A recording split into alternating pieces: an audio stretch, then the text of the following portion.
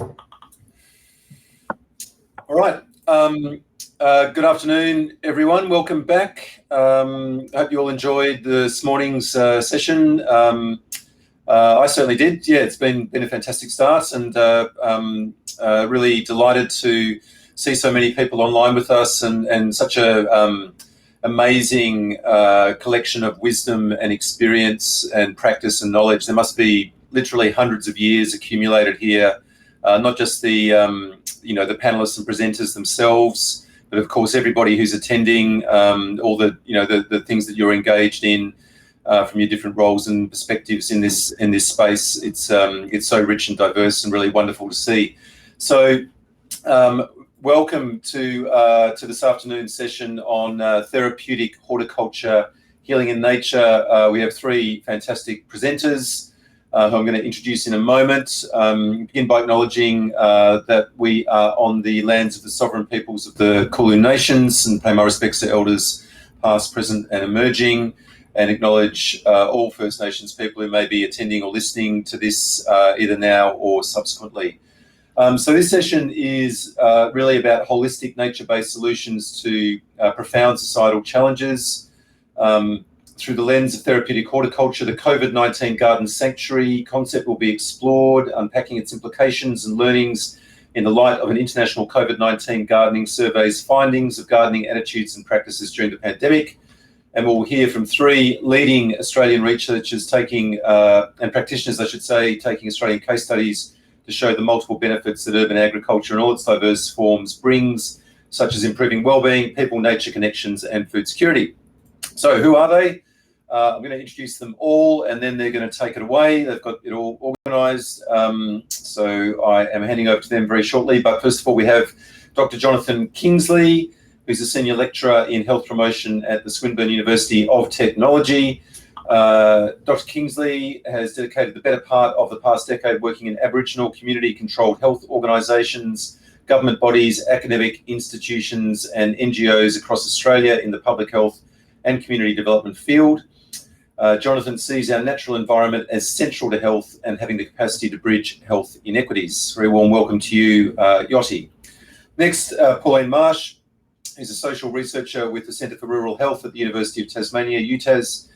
Pauline's research explores how being in nature improves our quality of life, and she's particularly interested in the therapeutic benefits of gardens and the outdoors for people with cognitive, emotional and physical health challenges.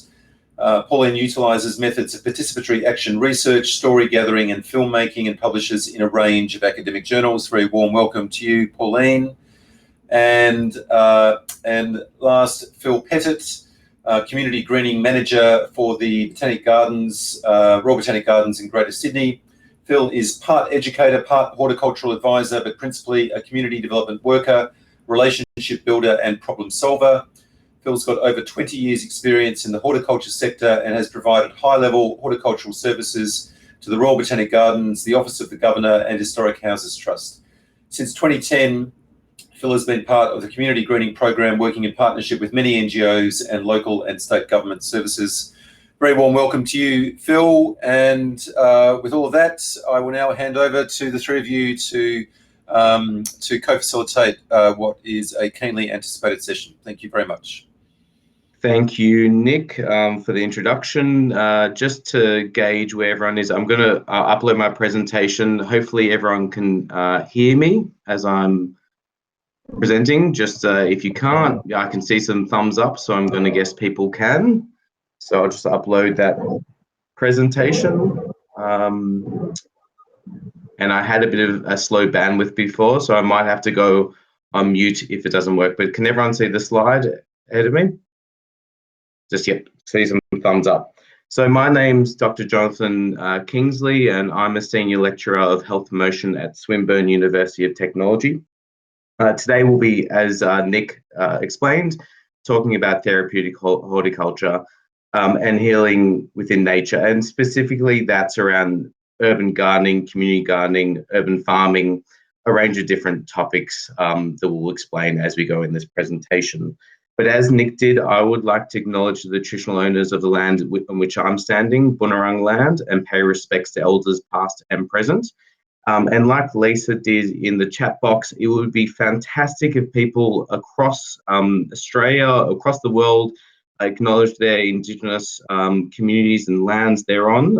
And it would be great to see where people are from who are online today, to make it a bit more engaging as we're presenting. And any chats you want to have, I'll try to have a look in the chat box as we're going today. So today our session is split nicely into 3 parts.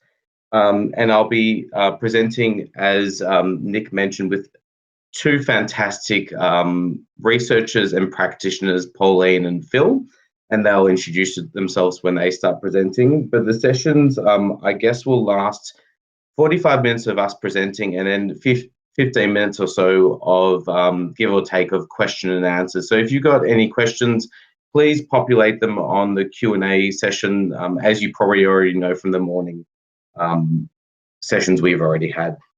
But how we're going to kind of go through today is, the first part is we're going to look at the theoretical background of nature-based solutions and really link that to social determinants of health and ecological determinants of health. And kind of that's looking at healing in a holistic way. Then we'll provide, secondly, some case studies of that to make it real life, these kind of this theory.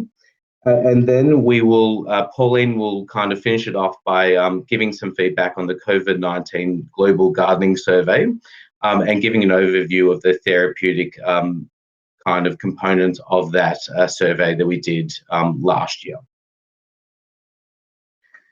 So I want to say that the evidence is pretty clear now of the therapeutic, health, well-being, social benefits of urban agriculture. There is a lot of data already out there that's available. But I want to premise that these concepts and ideas have been around for much longer than just now. They derive from theories like biophilia, which was developing in the 1970s and 1980s around the innate connection and love of nature and love of being in green spaces. They derive from tens of thousands of years of Indigenous populations connecting with land and practicing their culture. So these concepts of urban agriculture and the health and therapeutic and social benefits of this isn't something new, but what's becoming clear with the research is we're becoming a bit more sophisticated now in academia, and we're catching up with those concepts that have been around for a long time. We're collecting cortisol levels of data. We're doing microbiome research. We've got large population samples looking at validated psychological measures. So we're really actually being able to prove what we've known, and everyone in this chat box has known for a very long time, that gardening is good for your health, or being out in nature is good for your health.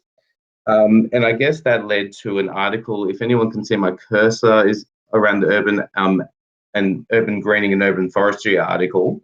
That 13 academics from across Australia actually wrote a paper earlier this year stating that, I guess, urban agriculture is a nature-based solution to a lot of the challenges we're facing in Australian cities today. I know this is kind of silly that I'm going to be defining urban agriculture when we're at the Urban Agriculture Forum, but I think it's probably important to kind of define how we, as a research group of 13 academics, have come to urban agriculture. And I guess there's 2 elements to this. There's the practice, so you're producing food, flowers, fibers, feed and herbs on land and sometimes in water, and dispersed through urban and peri-urban areas. And that can be debated. I think, Pauline, you mentioned it when we were in the first session today of what about regional areas. We have to discuss those issues of, there's flexibility around this. But the key element for me around urban agriculture, which makes it different to other forms of agriculture, is that it has to involve civic engagement and participation of community. So if it's making profit for purely individuals that doesn't flow back into the community, I don't see it as urban agriculture in my definition. I see it as for-profit agriculture. So examples of what I see is urban agriculture, community gardens, allotment gardening, verge gardening, home gardening, market gardening, and we could debate that for a very long time of these definitions. So I want to define what nature-based solutions are now. So nature-based solutions harness the power of nature and allow a restoration, enhancement, regeneration, and ecosystem flows, cycles, and functions to solve environmental and social problems. So this is not new again as well. We've got theories like biomimicry design, we've got biophilia, we've got indigenous knowledge that has done this for tens of decades, but the language we currently use in academia is nature-based solutions. It depends which discipline you come from, obviously, but this is kind of a key concept at the moment to describe, I guess, this holistic health benefits of contact with nature, and that leads on to the healing benefits, which we're talking about today, and the therapeutic benefits. So urban agriculture, the literature is telling us that urban agriculture is clearly a nature-based solution.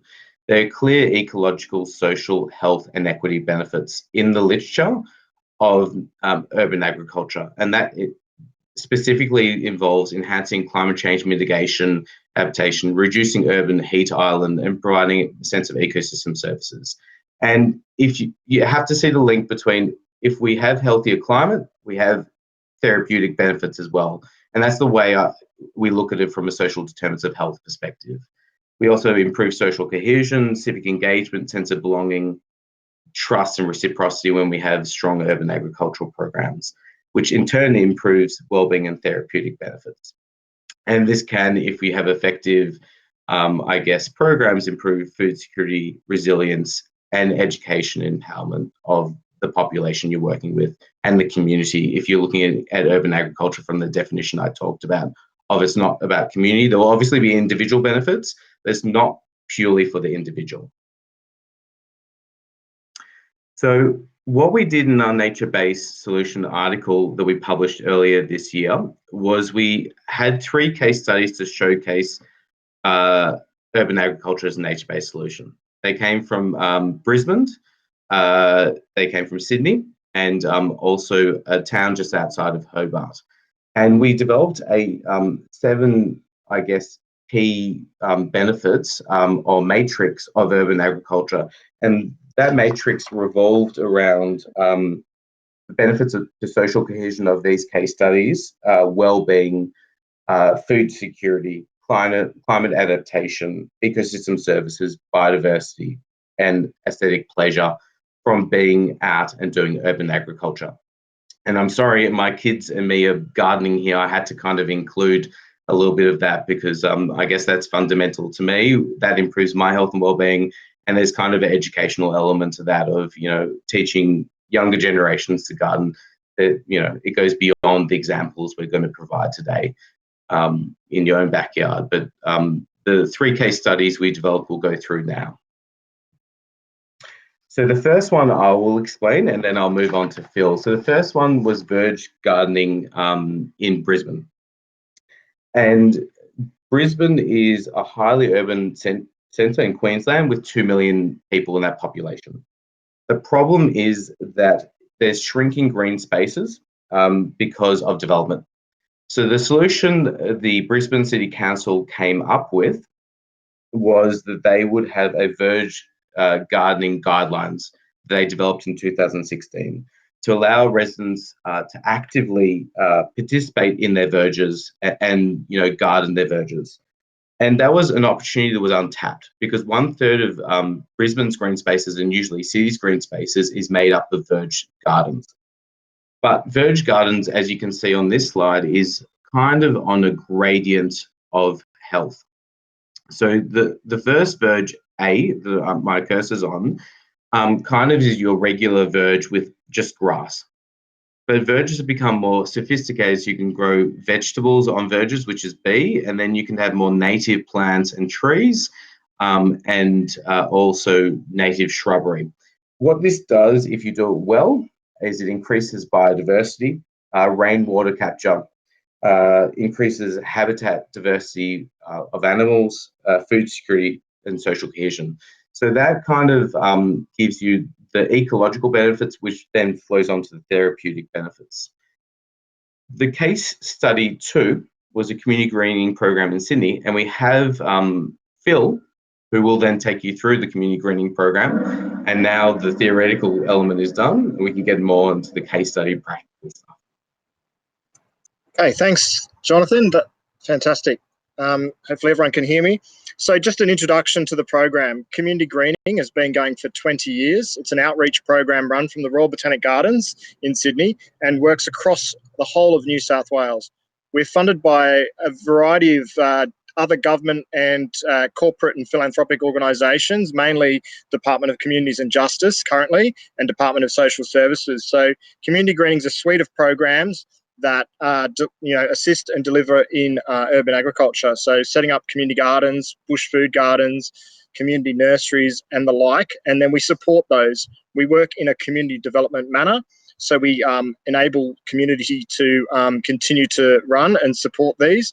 And where that's not always possible, we work in partnership with many NGOs, as mentioned in Nick's introduction. So things the likes of Mission Australia, community housing providers, and that sort of thing. So a lot of so just to the numbers too quickly, over 800 community projects in those 20 years. So community and youth projects. So we work in schools and correctional centres and youth drop-in centres. So we cater for all age groups, and we also run an education program called the Master Gardener program. I'd like to comment as well on Chris Blythe's keynote address, where he said urban agriculture and therapeutic horticulture, we focus on the people, not the food, in terms of getting a better return on investment. And that's definitely something that we do.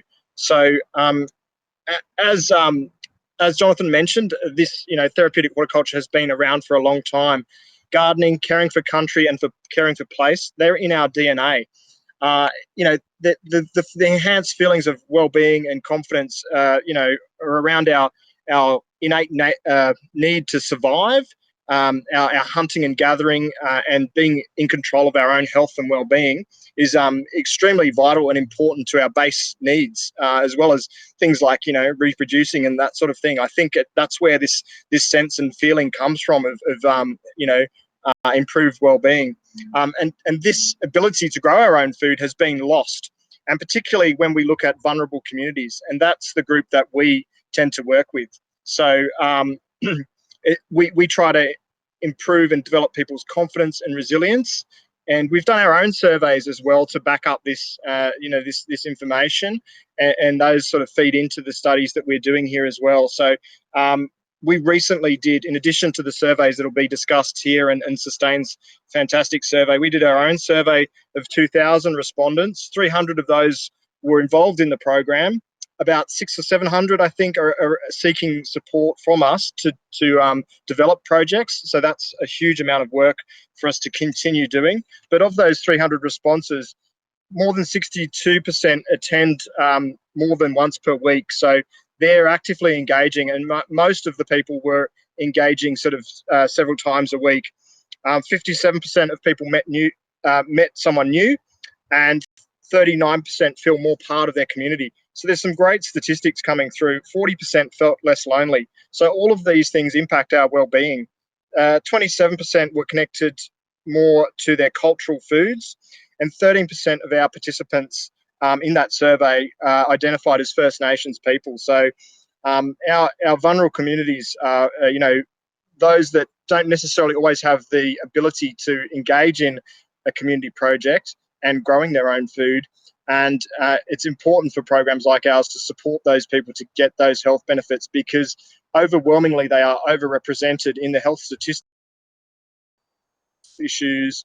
And we see that, and our team of practitioners out in community deal with that every day. And we see people and we have stories to share. There's a bunch of videos on our website as well. And people are telling us, this makes them feel great.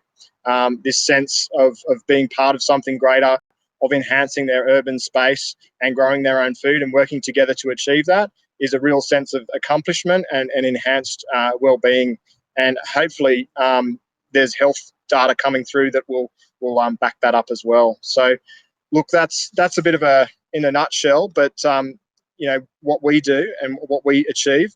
And I know we are based in Sydney, but we do work as Jonathan mentioned, into remote and regional areas, and we consider that to be urban agriculture as well. We're currently working in places like Wilcannia and Broken Hill, which could be 12 hours drive in a day for us, but also in Moree and places like this that we tend to find are forgotten. And there's quite significant studies around your socio-demographics and your access to quality green space. And we know, I've seen firsthand for communities in places like South Moree, predominantly Aboriginal communities, their park is more grass than glass, I say. So, supporting those people to engage in quality green space, culturally appropriate food growing, and connecting with each other as well as nature and back to country are extremely important for us and our team. So I'll hand you over to Pauline without me taking up all the time, and she can talk a bit about her case study as well. Thanks. Thank you, Phil. Thank you, Yoshi. And thanks, Nick, for giving us this opportunity to talk about this work. So I'm based in Tasmania, and my contribution to this little piece that we did, looking at very, very sort of examples of urban agriculture, was to talk a little bit about a market garden that is outside of a city. It's 45 minutes south from Hobart at a little place called Geeveston. And Geeveston is like this classic sort of rural community with really persistent and significant socioeconomic and environmental problems, low household income, high unemployment, food insecurity, and a heap of health risk factors as well. And it's a sort of typical peri-urban agricultural, forestry type area.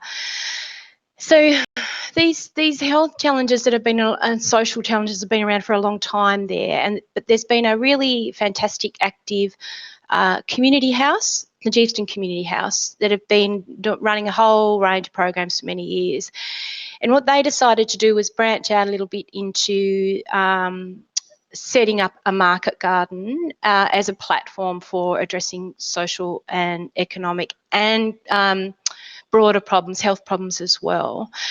It's a 1 hectare social enterprise sort of model, short walk from the house, and it provides a range of sort of social enterprise programs, employment and training initiatives, some community gardening aspect to it, and food relief. When I went and spoke to the people down there to do this work, they were talking about some really great results that they were having. It was pretty early days. They were integrating these social and educational supports, the farming practices. They were providing horticultural skills and qualifications for people. They could really see some direct benefits to employment benefits, and of course some food security benefits as well. But then they'd also established this really nice relationship with a couple of neighbourhood houses up in Hobart, in the city, and providing the produce for their food relief. And they were doing pre-cooked meals up there, so they were providing the produce for that. They were also doing weekly veggie boxes, low cost, just for the community and for the city mob as well. So it's a really nice example of this sort of possible link between rural communities and urban communities through the platform of market gardening, but market gardening not for commercial purposes, but for socio-economic training, education. And they talked about how they could see a developed sort of sense of pride, better sort of social cohesion, sense of belonging and placemaking that was flowing over into these positive health benefits for the community. So that's Scrubby Hill Farm. Now I'm going to share my screen now. Thank you, Yoshi. And talk a little bit about another study, but just an aspect of a study that I hope you find really interesting. I'm going to talk less about the sort of socioeconomic side of market gardening or urban agriculture, and think more about the therapeutic capacity that comes from the non-material benefits of gardening associated with the garden being a refuge or a place of sanctuary. And just a nod to our fantastic co-authors there, you can see on the front of that slide. So this is called Birds Felt Louder. So the idea of a garden as a refuge or a sanctuary is not new. In fact, it's a really ancient and enduring feature of sort of cultural and religious mythologies and knowledge and practice as well. And you'll find it a lot in Christianity as well as Zen, Buddhism, Sufi-inspired gardens. You'll see there are just hashtag Sufi garden, and you get all of these beautiful pictures like this come up. So, I mean, the sort of common theme, I guess, is that they are places outside of the human realm where there is trouble and strife, and that these are sort of idyllic havens where we can rest, where we can also connect back with nature. They're peaceful, comforting. There's some sort of freedom and hope elements. And I mean, this is the cultural and mythology side of the refuge garden, but we also see these same elements poking up through garden research, community garden and home garden research as well, and also our broader nature-based research and the health benefits of being in nature. So this aspect of this work is part of the global study that was mentioned earlier, where we designed a survey to find out what it was like for people during sort of pretty much the sort of height of lockdown periods across a few countries, mainly Germany, the USA and Australia. We had about 3,500 responses, and a lot of the survey was sort of quantitative, ticker boxy type things, which some people really love, but others of us really love the qualitative side of this sort of research. So we worked together to incorporate both into our survey. And Jonathan and I have been involved in analysing the qualitative responses to questions about how did you value your garden during this time, what changed, you know, what was different for you in your garden during COVID.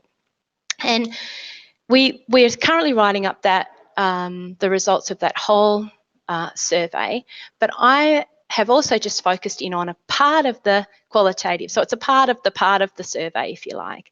And we looked just at the answers to the survey questions that made reference to some sort of seeking refuge in the garden at this time and picking up on the sort of non-material benefits of gardening, affect, emotions, feelings, sensibilities, that sort of thing.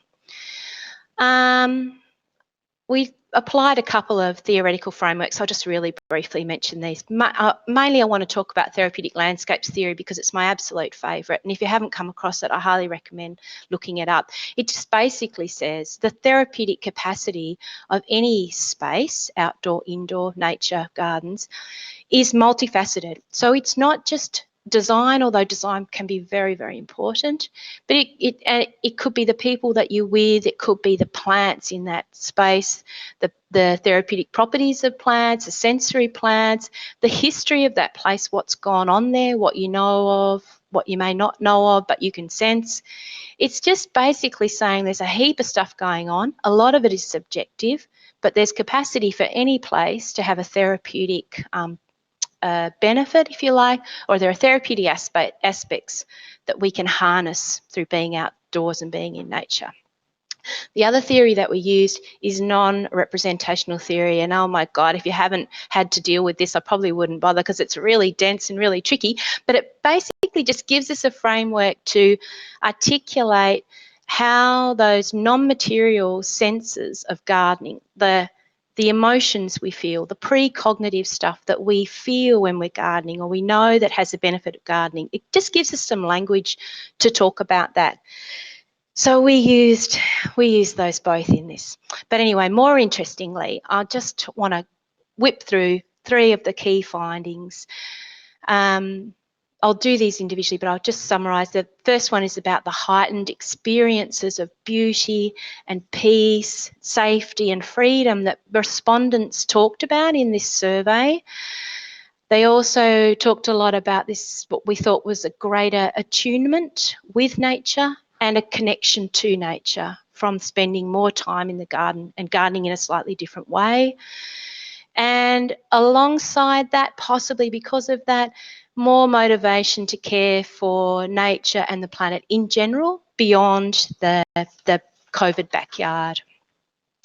So I've got a couple of little quotes that I'll just let you read, but basically across age and geographical spectrums, the garden refuge during COVID was a time of this sort of heightened sensibility and a really sort of sensuous disposition. Feelings and moods and memories were experienced a lot more acutely, and they were associated with a greater appreciation for gardens and the multiple benefits of gardening. So these experiences of joy and beauty and pleasure came along with a greater awareness of solace and freedom and a sort of reassurance tangled up in this positive appreciation of nature as resilient and therapeutic. They were really ripe environments for positive health and wellbeing outcomes.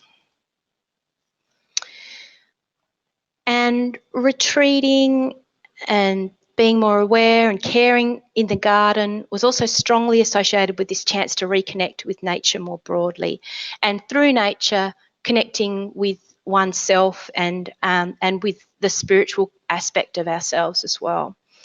So lots of people talked about being out, how they felt they were out in nature more than they had been, which is, you know, quite ironic when we've all been locked up in our homes.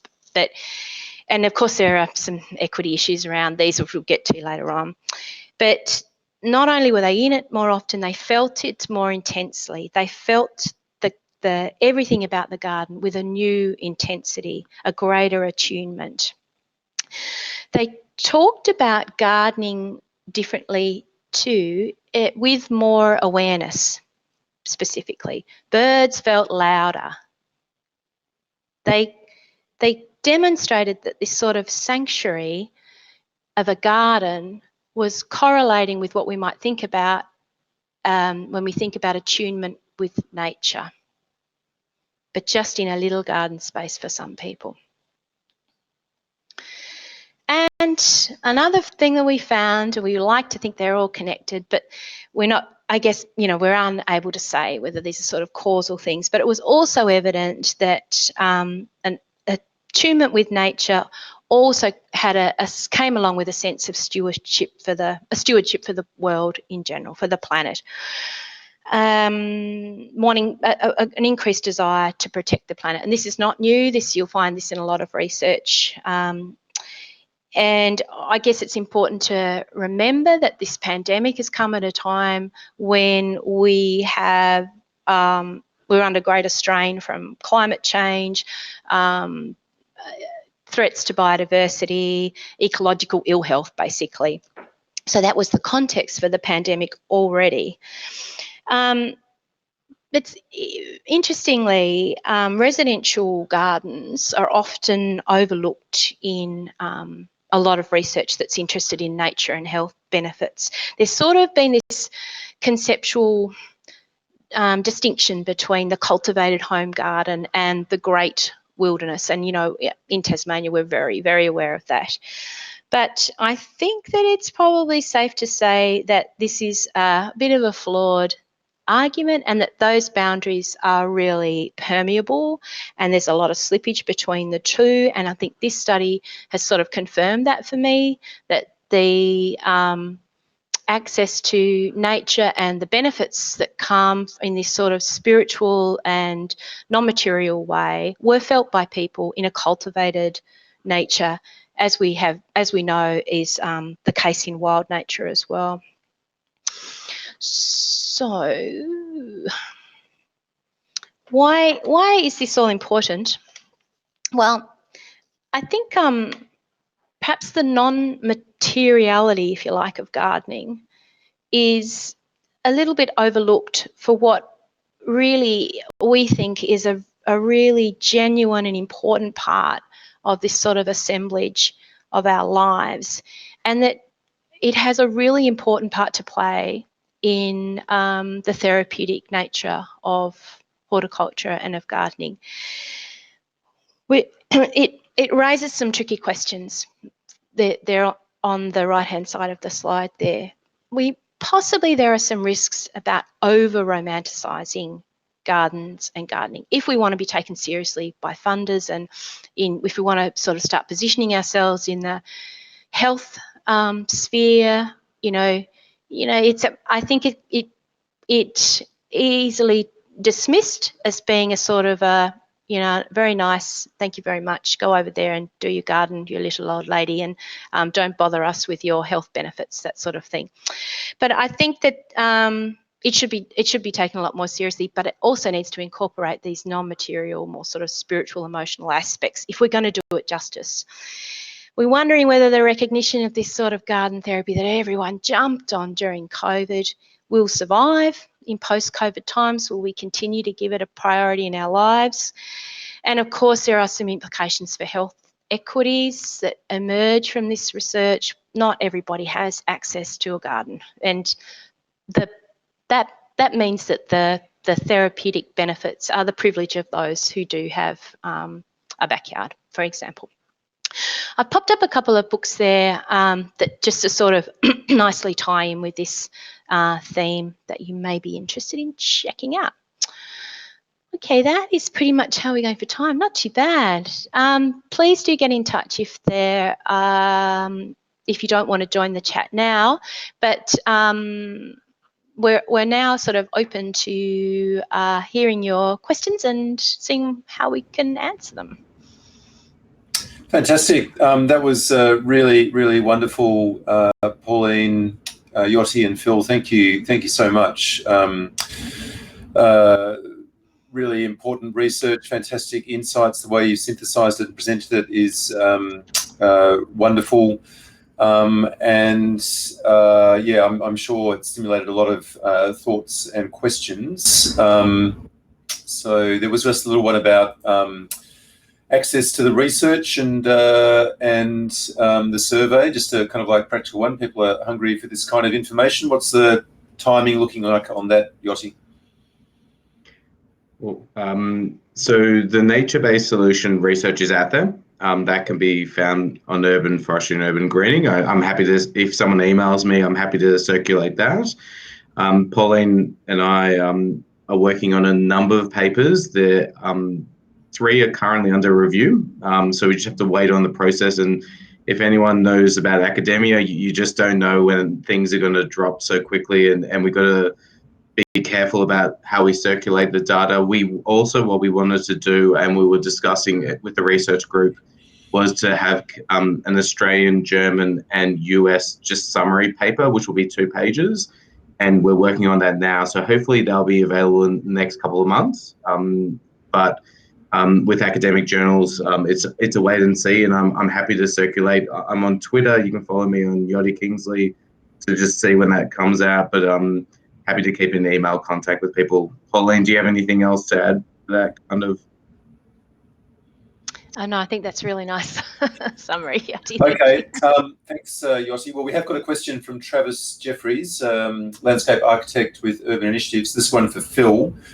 So Travis has said, in communities where there are significant social and economic challenges, how do you help to encourage ongoing engagement, functionality, and benefit from the spaces that you build? Yeah, it's a great question, and it was more than just a bit of a chat to answer that. So I thought it best to answer it now in this session. Yeah. So I guess the key factors for us in the community development model is we try and identify skills and interest in that community initially. So and they have to have that demonstrate a bit of an ongoing interest. So we sort of do a bit of engagement beforehand, not too long that they lose interest, but enough time to gauge a feeling for the community and how, appropriate what we're going to do is and what scale and size it is. So that's also very important to the success of the project. So about 70% of our projects since inception are still, actively gardening. And that's, a real significant win in the communities we're working in. So it's important to identify a bit of a leader and some skills that are there that we can enhance and build confidence in. And then it's also one of our key features is to, for the first 12 months, 2 years, to sort of try and attend monthly to those groups, or if it's a little bit more remote, to maybe 3 visits a year to continue that support with ongoing workshops and engagement. In some areas, it's possible for another provider or NGO to run additional kind of activities to continue that engagement. And that's mainly around education and those types of things, where most of the time people will remain engaged if there's some sort of learning involved. And we do focus a lot on peer education and educating others to educate the community as well, with those leaders within the community. So, yeah, it's certainly a significant challenge, but I think the fact also that we don't necessarily always build them, but the community build them with us.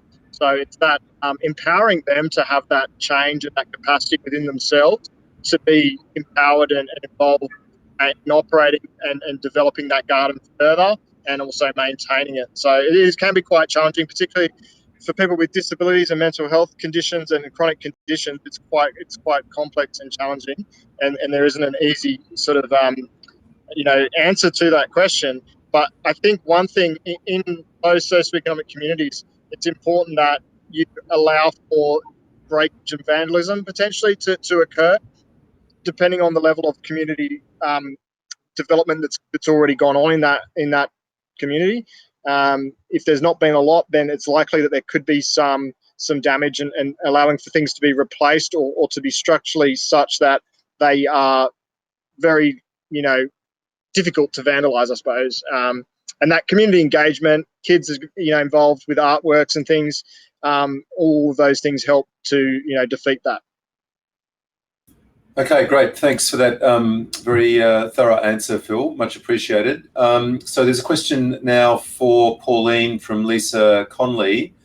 So Lisa's asked, and just sort of like feedback, great work. Pauline, can you talk a little bit about the use of film and storytelling in your work in this field? Yeah, sure. Thanks for asking, Lisa. I've been involved in a program here in Tasmania called Dignity Supported Community Gardening. And right from when we set it up, we started to use film to document what was going on, but also to enable people to participate in telling the message about the program. And the care farming film that we saw this morning was so incredible, just getting such an effective medium for getting across the impact of these programs, therapeutic horticulture. So if you go to the Dignity Supported Community Gardening webpage, which I can probably find the link and pop it up in the chat, you'll find there are a series of little videos that we've done as a participatory research action sort of project, with the dual purpose of promoting the program, I guess, and helping it articulate what it is we're actually doing. Is a bit of a complicated program. The other great use of film that I've been involved in is with people with dementia, people living with dementia, talking about or showing in the garden the ways that they feel included through therapeutic horticulture. And that little series of videos is called the Companion Planting Guide. see what we're doing there. It's very clever. To help people who work in community gardens to feel comfortable to work with people living with dementia, to make them feel included, and not just to feel safe, which is certainly, you know, an important consideration, but more importantly to enable people to participate really in a proper, meaningful way. And that video, the video is a really effective way of communicating that, particularly because it's people living with dementia that are telling you what it's been like and what it's like for them. That can be found on the Therapeutic Horticulture Australia website. They kindly hosted it for us. And I think that the storytelling, of course, is every qualitative researcher's go-to, really. I think that is where, you know, the richness of our life, lived experience, and everybody else's experiences together through, you know, just talking about it. And I think that's where really the most important data in this area can be, I shouldn't say most important, but really important data can be found and should be celebrated. Yeah, absolutely. Certainly with the pandemic gardening survey, I think we had over 25,000 comments. People just really poured out their experiences about the importance and value and benefits of access to gardens and nature, and how important it was, you know, particularly during the pandemic, but just in general, and just barely begun to scratch the surface with the work that we've done. And yeah, got dreams one day of a kind of like a book of quotes with images maybe of those Sufi gardens and other sort of gardening projects, because they're moving and powerful. Thank you, Pauline. Go on. Nick, can I just add to that storytelling? You know, I just popped up a link there, our Gardening for Good Health, which was an engagement strategy during COVID and lockdown. We ran a competition around gardening for good health, and we invited our participants to share their story. So there's a number of short videos that we went out and filmed with those community that nominated themselves to tell their story. So there's some great little stories there for you to kind of check out and really kind of feel the power of people's story. And we've shared those within our group, and it's just very powerful for you know, as soon as you share a video about someone who's had, you know, depression, then all of a sudden people are telling their story and sharing it with others, and it's just a great, you know, in a community garden setting, it's really powerful when people can, you know, just really own their situation and share it with others and offer support, I think, and understanding. Absolutely. Thanks very much, Phil. Thanks for sharing those links. And yeah, Sue Brunskill has just put in a little link in the chat saying currently horticultural therapy units are being written. I think this is in the vocational training space. And if you want to have some input, she's left an email there, rebecca@skillsimpact.com.au, and a mobile phone number. So I think the research that you're all involved in would be hugely relevant to that. And she's putting another link down there, vet training level nationally. Pauline, did you want to say something? Yeah, if I could, Nick. Again, Therapeutic Horticulture Australia are just in the process of developing up some education tools, and also looking at trying to work out what an Australian accredited therapeutic horticulture course or whatnot could look like, as opposed to just going straight to the American model or the UK, because I think that there are some really lovely things that we're doing here that are more around, that are more aligned with therapeutic horticulture as opposed to horticultural therapy, that we should really be capturing. And also I think that there's a danger in designing education tools and resources that limit therapeutic horticulture to being either a mental health intervention or people with disabilities or whatnot, when we're at a really great point in Australia where we could design an accredited sort of training system that encapsulates this multi-dimensionality of what we do and what happens in community gardens. So yeah, I'd look up Therapeutic Horticulture Australia as well and jump in there.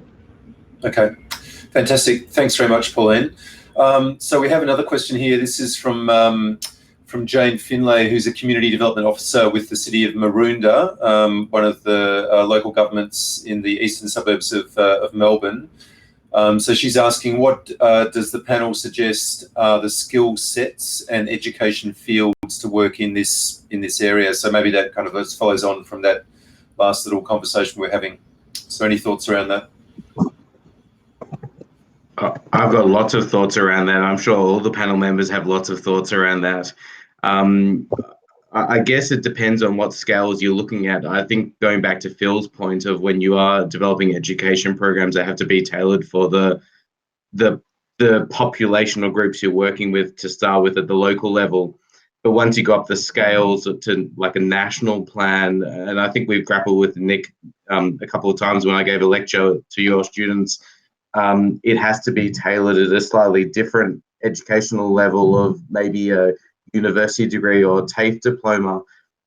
So I think there are a number of different scales. You can't just look at one different element. You need to look at a local scale of what communities are wanting in that area, whether that be Melbourne as a city or a rural town near Hobart, and there might be slightly different needs going down to regional and working then more with state government. And then that depends on, you know, who you're linking up with in government and where the funding is coming from.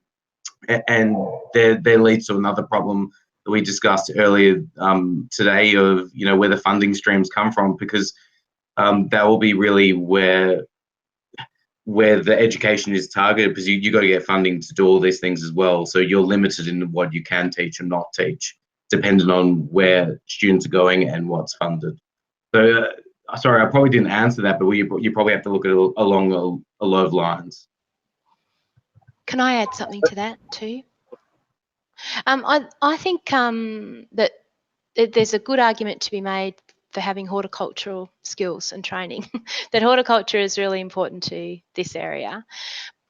That being said, I think it gets complicated then when you start to try and add on the health components. So what do you want to have a dementia training or mental health counselling training or I think that there's value to be had in designing programs that bring together people with a range of skills, rather than trying to say, to do therapeutic horticulture, we're going to have this, and this skill or this level of training, but that actually we build teams with mixed skills to be able to address the complex sort of needs. Now on that too, can I just, sorry Nick, I'm dominating, but just one more thing. I think that there's a real opportunity here to bring in skills, skills in the area of asset-based community development or enabling sort of language we use in health. So it's not just about being able to look at people's needs and then design something for them to do, but it's actually the other way around, that we as therapeutic horticulture people look at what skills and attributes and assets people have and what assets the garden has and the community has, and we facilitate those, we enable those, and that's does the therapy. Nature does the therapy, we just facilitate it. Fantastic. Thanks, Glenn. Yeah, go ahead. Go for Phil. Yep. Yeah, so I've been involved with some of those conversations with Skills Impact with the THA, with Therapeutic Horticulture Australia, and I'm also a committee member of Cultivate New South Wales. So there is a lot of work going into those, but I think in terms of currently what you would want to be looking at is, as Pauline mentioned, some horticulture skills, because I think particularly in the groups I work with, it's important that things are successful. So, you know, being confident in your own knowledge or having some really good horticultural skills. I think currently for those operating in the area, it's often occupational therapy. Maybe they have a certificate 3 or 4 in occupational therapy, along with that certificate 3 or 4 in horticulture. But also, if you were skilled or already having a community development certificate or skills or training in that area, it would be equally beneficial depending on what that level is. So occupational therapy is probably important if you're leading a more horticultural therapy course where it's designed for specific recovery from certain injuries and trauma and what have you. Whereas with a social and therapeutic horticulture program, it's more important you've got those community development skills, I think. So that's kind of that. And there is a bit of professional development training going through in Cultivate New South Wales and some of those smaller organisations where you can pick up some of those hands-on skills to deliver a program. So if someone's looking to get involved, keeping an eye out for those things, as well as, of course, the existing online training like Thrive in the UK and some of the US programs as well, are all very useful, but need to sort of be contextualized into, obviously Australian context. So there's lots of things going on out there, but it is a sort of to be confirmed. But I think the more people that have a say in this, because I have gotten the feeling that it is getting pushed down the line with the VET system as not being that important kind of thing. But we've recently, borderline only just been announced, we've managed to get some funding for a social therapeutic program in fire-affected areas in the southwest of New South Wales. So that's going to be looking at a really great set of offerings down there, and basically for everything from youth to community and schools and teachers and what have you, whether it be training or building gardens, running programs. So very much in that community development method as to what those communities require, rather than just here's a program and we're going to do it and you'll like it or you won't. So I think that's important too. Mm. Okay, fantastic. Wow, that is you've covered a lot of ground there, and as you said, Yotti, so many skill sets, really diverse range of experiences and skills and capacities are needed and can be drawn on in this area. Somebody's mentioned, Nick, behaviour change theory is a good one, and of course emotional intelligence, other skills. Sorry, just add that while the comment came up. All right, I think we need a bit of a list here in terms of a bit of a PD coming together. All right, fantastic. Well, we are close to time here, so I'm not sure if there are any last questions that have come through. I've just got a message actually that Costa's just having a little bit of a slight issue in getting online with his camera. Lisa just said, thanks to the panel, really exciting work. Absolutely. Maybe just touching on what you were saying, Phil, before about where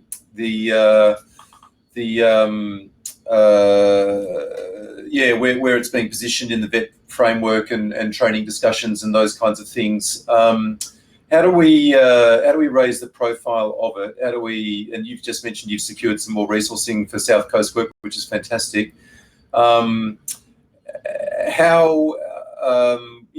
What's the kind of gap? And this is a bit of a difficult question perhaps, but you've worked in this area for a long time. I mean, what's the kind of like the gap between the need for this kind of work and the current funding that it receives? I mean, how much more resourcing and support is required, not just in New South Wales but nationally? I think as your pandemic survey suggests, there is need for a national kind of funding of these programs, and I think that we're very lucky or unlucky, I guess, in that the climate emergency has triggered those fires, which has then stimulated that government funding for that South Coast, but also right into the Snowy Monaro area. We'll be working down there, so with that resilience funding, federal funding, it's sort of great. But I think if people can email Skills Impact and say how and highlight how important this is. And another, I'm pretty lucky, although they've got a very busy schedule, is our media team, but getting more media coverage. You mentioned Costa before, is obviously a great outlet for that. And Friday night we have one of our programs, the Thorough Aboriginal Medical Service in their garden. Will be on Gardening Australia's Friday, and we're hoping to get one of our youth projects on there as well in a few months' time or so. So it's just creating and getting the stories out there. So those videos, for example, that we recorded is a very minor way of us doing that. But I think sharing people's stories, that emotional connection is what we need to kind of push for more funding and for more programs. Okay. Yotti or Pauline, do you have any thoughts on that issue about resourcing and getting, from the population health, public health perspective on this, given the Productivity Commission, I think it was before the pandemic in 2019, said that And I don't want to reduce this to mental health because I'm very conscious of the way you spoke about this, Pauline, but just to put it in pure dollar terms from that level at the federal government, their estimate direct and indirect costs of mental illness for Australia, reaching $180 billion a year, $500 million every day. In our pandemic gardening survey, we called for the establishment of a $500 million fund. How do we make the case for, really resourcing, this work and related work as a serious investment in health prevention and care?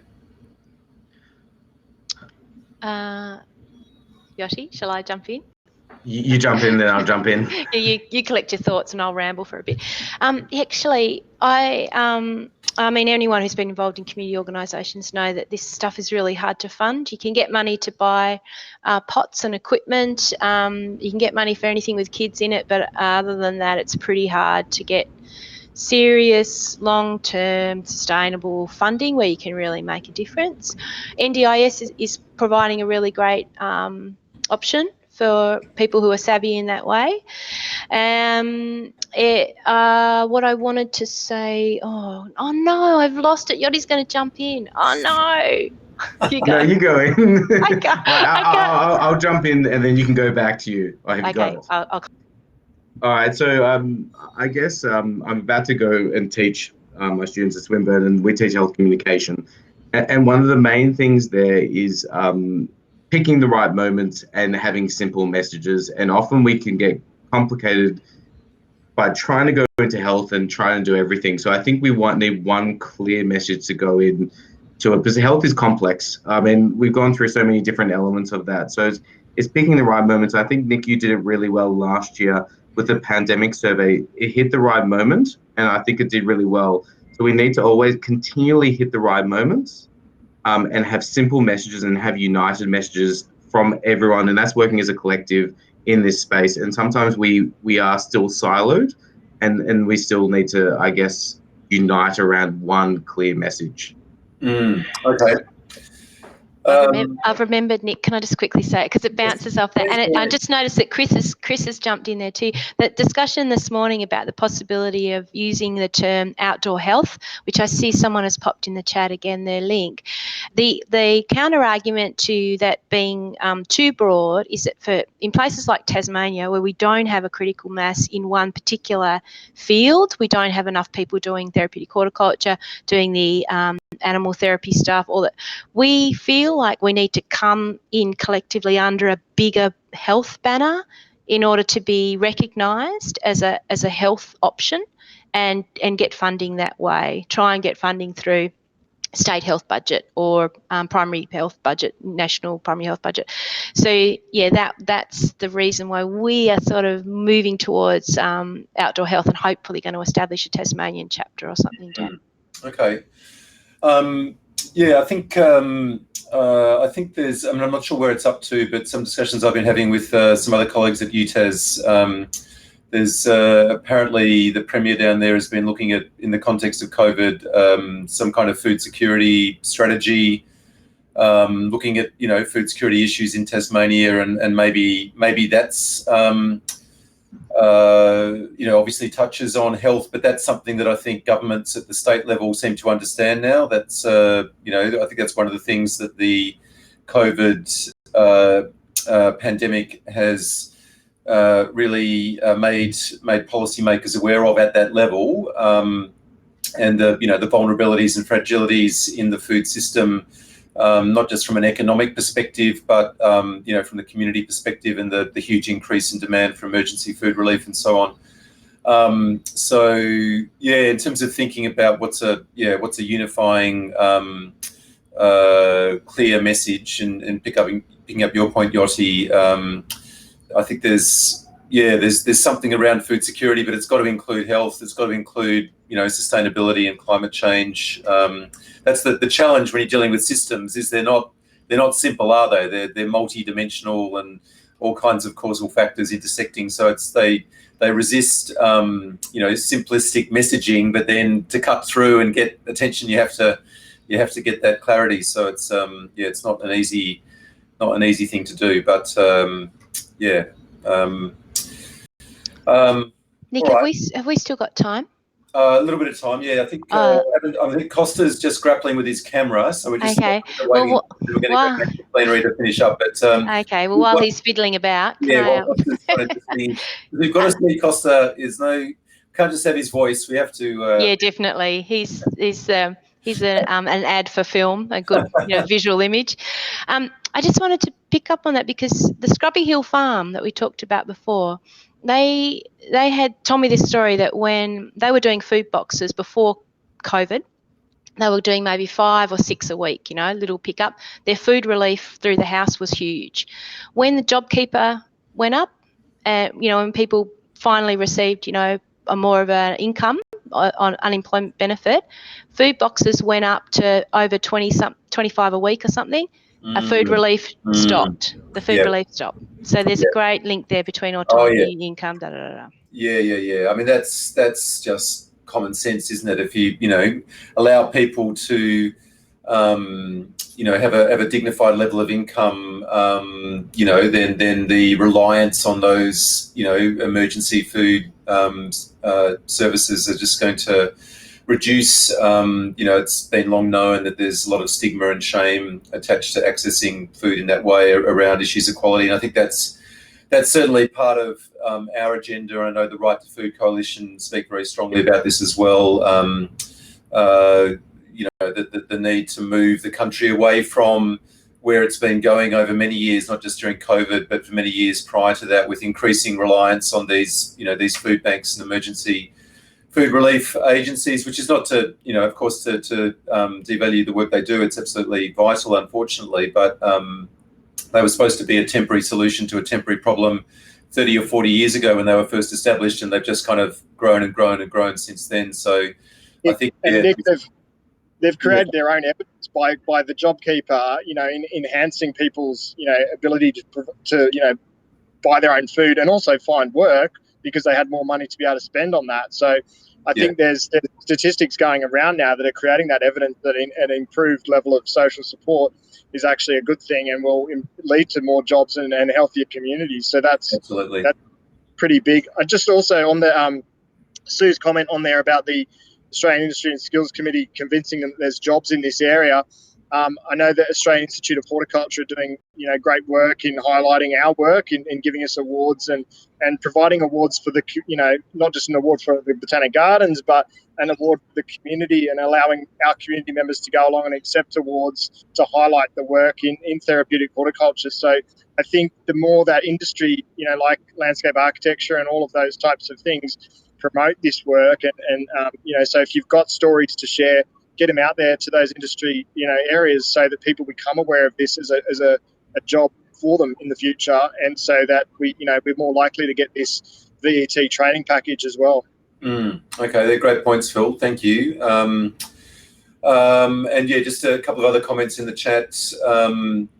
The trend towards local food was very clear, I think, in many places around Australia and internationally as well. And there was a great example here in Victoria with led by Street, the working with vulnerable youth organisation, getting together a collective of food social enterprises, including Collingwood Children's Farm and others, securing some funding to help address immediate needs, and that's continuing into this year, which is great to see. Lots of really great examples to learn from. I think the big one in terms of the dignity question is the lesson from the increase in the job seeker supplement and looking after people properly rather than keeping people in poverty, and the impacts that has. I think that's a fundamental shift that we need.